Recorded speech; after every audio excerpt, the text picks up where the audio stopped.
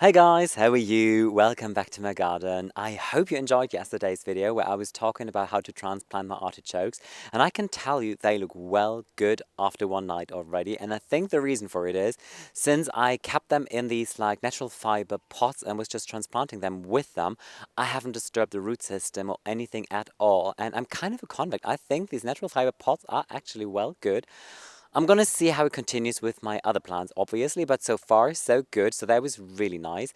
Then I went to the garden center, to the hardware store yesterday, and I couldn't really find a lot of nice spring blooms because I think it's just still too early in the year. I found some hyacinth, but I'm still hoping for some more beauty. So I think my big potting video is that will need to wait for another week or so, but let's see. But I found mulch, and that is a nice thing. Finally, mulch is back because if you remember, at one point, I think last year, was it last year or early this year, I was working at the bottom layer of a slope, and I started transforming and weeding and working on my dead hedge and everything. And I ended the video saying like, oh, I wish I had mulch, and today I have it. So what I want to do today to start getting into the garden mood actually is just do a little bit of this and that actually. I will mulch a little bit. The ground isn't frozen, so I can finally remove the soil from the mole piles that are lying around everywhere here. Do a little bit of cutting back still in my back here, and then I'll do something which is actually what today's video is about. I will plant something which is going to go back here. I will do some transplanting and planting, but before that happens, I don't know, I just need to get into the garden vibe. So what I'm going to do is I think I just put the camera there and you could just watch and enjoy me mulching and do some little projects to get into the garden mood. Before I start the mulching, I just want to quickly show you how everything looks after I cut everything back. Things are stripped back to the bare bones, literally. And in a way, I like it because this is kind of like the start of a new season. It's a blank canvas, all the old debris is gone, and it was really needed.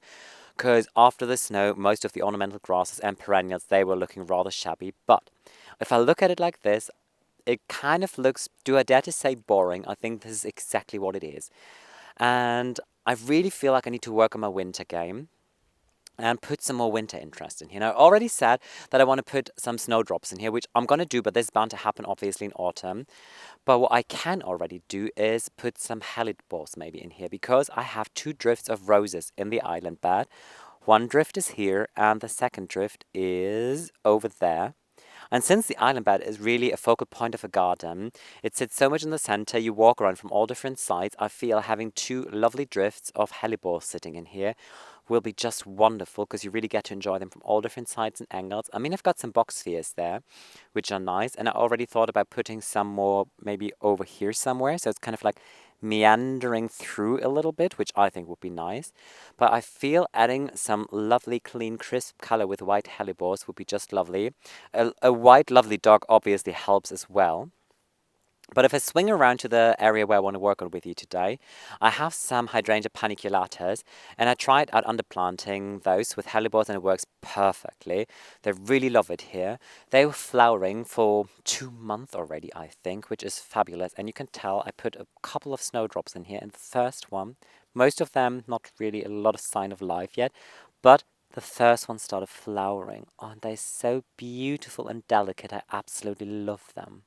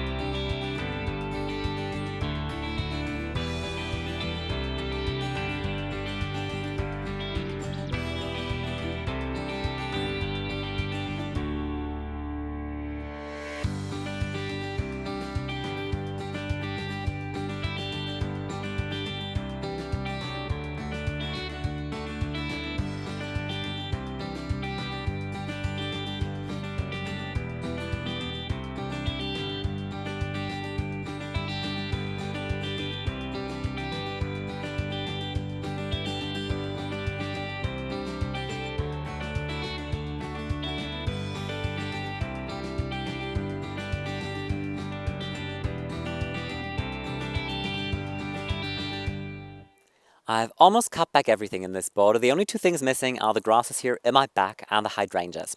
And when it comes to pruning hydrangeas, I thought it might be a quite good idea to just take a quick break and talk you through on how to prune your hydrangeas correctly, because there are two different groups of hydrangeas and you need to know what kind of group you have in your garden in order to be rewarded with beautiful blooms next year. So group one is a variety that I don't grow in the garden. Those are the big leaf hydrangeas and the oak leaf hydrangeas. So big leaf hydrangeas are Hydrangea macrofolia and serrata. Quite easy to recognize. Those are like these nice ball-shaped kind of flower heads. If you have acidic soil, they will flower in beautiful blue, like sky blue, light blue, wonderful. And if you have normal garden soil, such as I have, then they're more on the pinkish side. Oak leaf hydrangeas, the Latin name is really complicated. It's something like Hydrangea quercifolia or something like that. Anyways, however they're named, they are even easier to recognize, I think, because as the name implements, their leaves, they look like really nice big oak leaves from the tree of the oak, basically. And when autumn comes, those leaves color up amazingly in all tones of red, crimson, brown, wonderful. I'm really longing, trying to find a space for at least one of those because I really love them and their growing habit, and just for the autumnal display, I think they're beautiful. So that group one, they do flower on old wood, which means if you cut back hard and all the way back, you will be rewarded with a lot of new fresh growth in that year, but not a single bloom. So how to prune those correctly is, after they spend flowers, you will come in and just cut back the spent flower heads, basically. You can cut back a little bit into the older wood, but not too much. When single stems look really old and brittle and not nice anymore, obviously you can cut them back all the way and then you will be rewarded with nice new shoots, but that year those branches will not flower. There's group two, and those are Hydrangea paniculata, quite famous Paniculata limelight. A lot of you guys I know have it in the garden, and Hydrangea arborescens. Those are the group two hydrangeas, and they do flower on new wood, which means you could really get in there and cut them back almost all the way to the ground. You could leave like 10-15 centimeters above soil level. What happens then is, if you cut them back hard, you will have few stems with bigger blooms. If you cut them back not so hard, and this is how I cut them back, you will have more branches with smaller blooms. And this is exactly the look that I want to have in my garden, because if you just feel how my garden looks like, I have a lot of grasses, ornamental grasses, I have a lot of perennials, big drifts of perennials, and I feel that the hydrangea, when it has more flowers but smaller ones, it works better in this more organic, natural environment rather than these like statement big flower heads. So this is why I prune them different. In theory, you could really get in here all the way to the base and just count like 1, 2, maybe 3 leaf buds, or buds where branch will appear, and cut all the way back to here. I really don't, because I want to make sure that I have a different look. So how I do it is, I try to select first a nice good branch that looks kind of good in size, this one here for example. And I would really get in here and count 1, 2, and then cut on an angle. Always cut on an angle, because you want to make sure that after rain or whatever moisture you have in the garden has the ability to rinse off, and it's not going to sit idle on top of your branches. And this is how I really work my way through here. If I have tiny spindly branches, such as this one here for example, I hope you can see it, I cut that one back entirely, because a branch like this, even if I would just leave this tiny part of it, that is not going to produce a strong, nice, robust branch. So they can definitely go. But the bigger ones, if you have big, nice, sturdy branches, those are the ones where you know they will produce side shoots and more lovely flowers will come. So yeah, this is all I'm going to do now. I hope there is a good information for you. I'm just going to cut back the last bit of my hydrangeas now, and I think then we continue with the planting, because I can tell you it is a little gloomy, and at one point I'll be running out of time again. The hydrangeas are cut back, and I'm really happy with how they're looking. I'm left with a lovely framework of a couple of big stems, nothing spindly and small in there. They're probably like 50 centimeters in height now, which means that I'll be left with probably a meter max, maybe like 80 to 90 centimeters in height for this year, which is wonderful. But I actually wanted to focus on this area in today's video. So a lot happened up until the point when I really come in here. This area is just next to the garden shed, and it is quite shady area. So on the left there is a big robinia, on the right there is an apple tree, a little overgrown, not really looking at its best, but there is a clematis in there, everything is nice, and at the back there is a fence, and the fence is overgrown with ivy, which I love, because ivy is an evergreen, and you always have like this nice dark green rich backdrop there. And what I thought is I'm going to put another evergreen in there, which is a laurel. So I put a cherry laurel in there, right here, thinking that this is going to thrive, look amazing, tall, but, well, it didn't. It is a variety that kind of stays a little smaller and grows outwards. I had no idea that they exist. It is wonderful though, you know, it's kind of like great to suppress weeds and everything, and I don't want to lose it. I would just want to put it in another area because I really want to have something a little taller here to kind of hide, read between the lines, whatever I want to hide. So I'm thinking, what else can I put in there? And I thought maybe I don't need an evergreen since the backdrop is already an evergreen with the ivy. So I found this beauty here in the garden center that was just telling me, buy me, Daniel, buy me. It is another viburnum. I already grow a variety called Dawn in the garden, and this one is another variety, which is called Charles Lamont, if I'm not wrong. Here is a label. Yes, Charles Lamont. It is 50 swatter, which is pretty much €12.50. For a shrub that has a lot of nice branches already and is at least 1,70 m in height, with a lot of buds already. I mean, how could I not take that? €12.50. I'd be crazy to leave it there. Wonderful. Absolutely loving it. One flower already opened. Hope you can see it on the phone. It's always a little difficult to focus. Maybe you can. Hello, focus? Well, kind of. But anyways, they are really lovely. Pale, pale pink. They have the most exciting fragrance you could possibly imagine.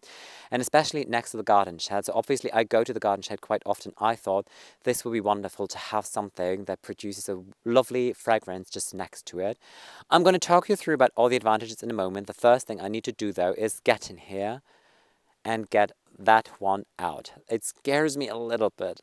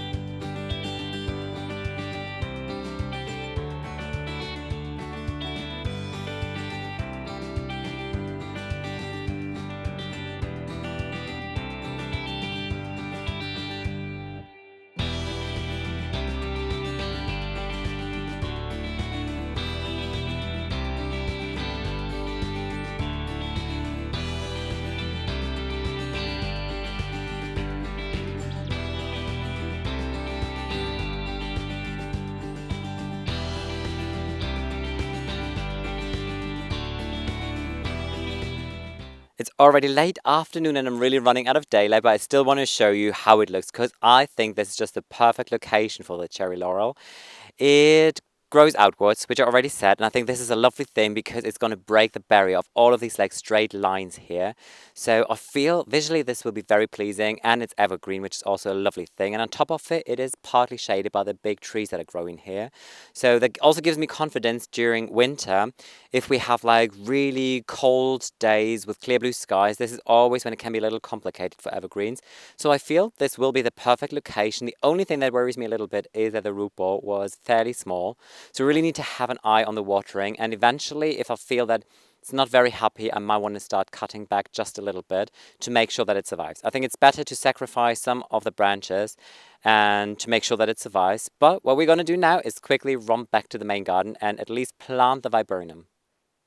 Just in case you're not familiar with viburnum, let me just lose a couple of words about it, because I think it is an amazing shrub and everybody should try to find at least some area in the garden where you want to grow it, and preferably next to an entrance, next to the garden shed here, because it flowers during winter. And this is something where I think it is so special, because obviously when it is summer, it's so easy to have like flowers in the garden. You have a wide range of beautiful and wonderful things, but we are now in February and it is a time of the year when, as you might see in the beginning of the video, I cut back everything. There is not a lot of interest in the garden, and a shrub like this could really add interest to your garden.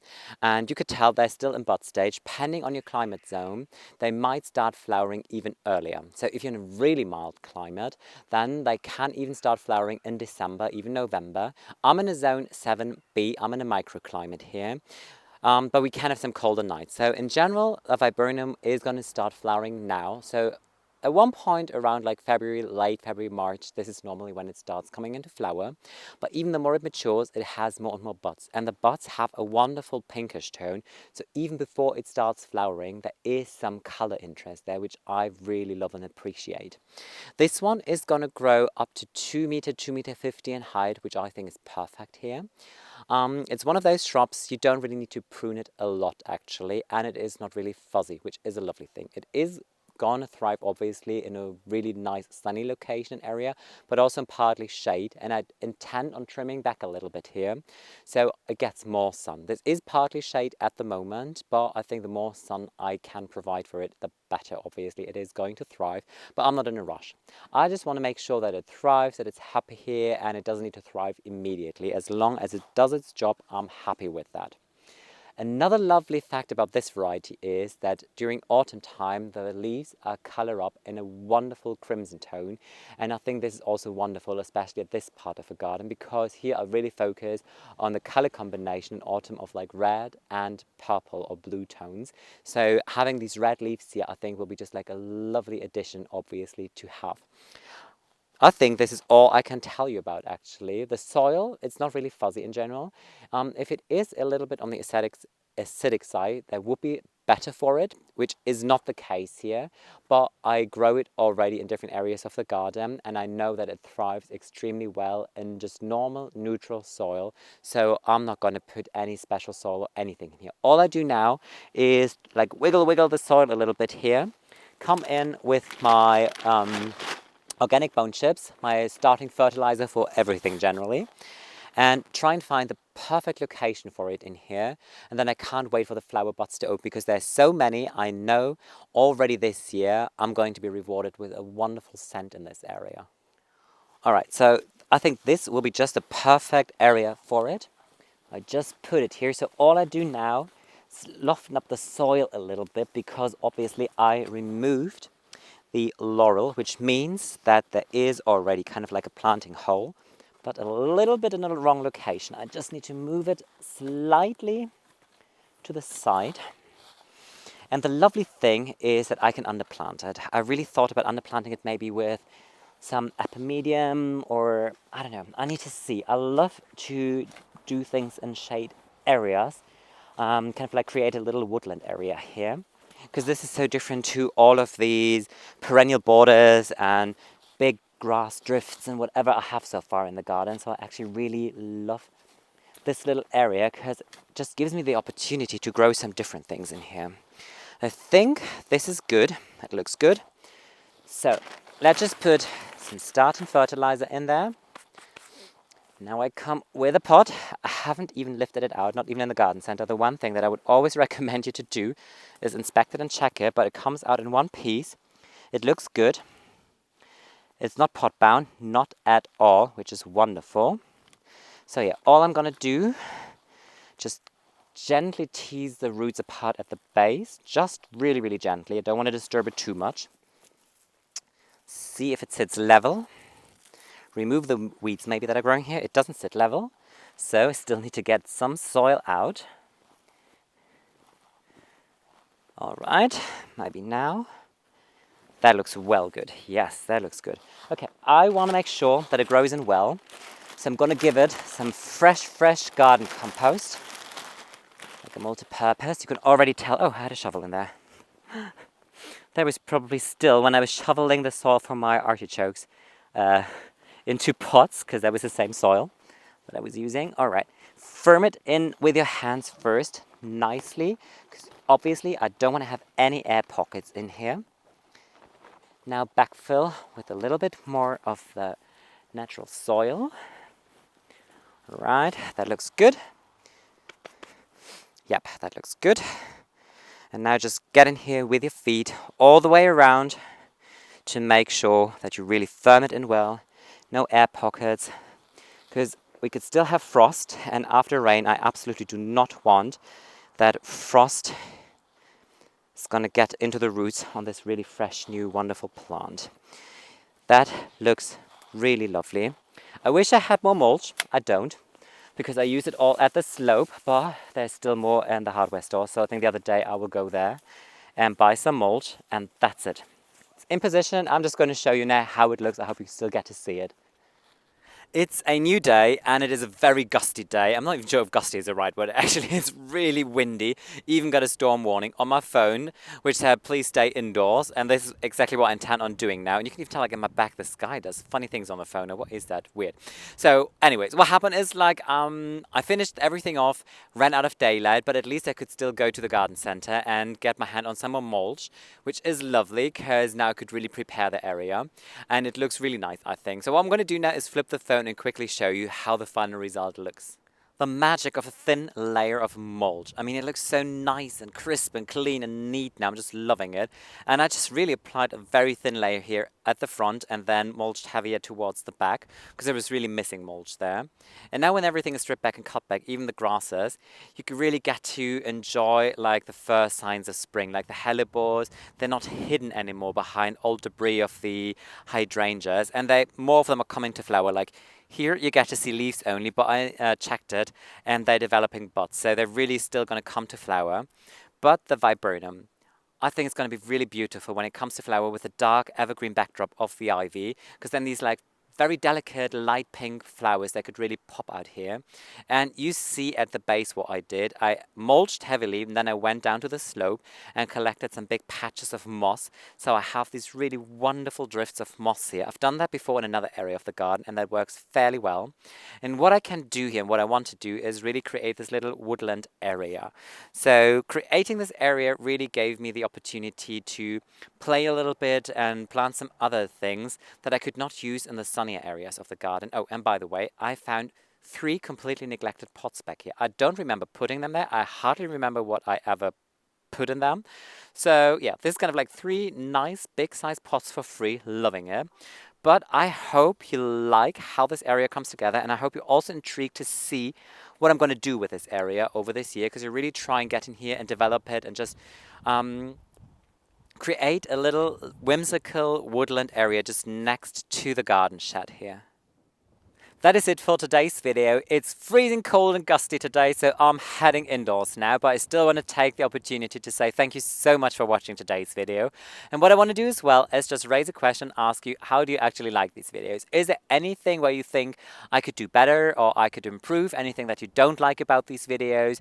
Anything that you want to see in future videos, like any kind of future projects or anything that you're particularly interested in?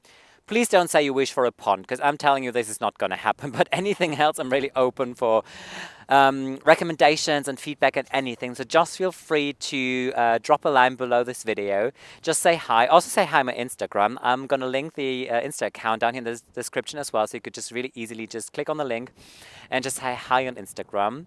Up until then, I'd really love to welcome you very soon in my garden again, guys. Take care. Bye.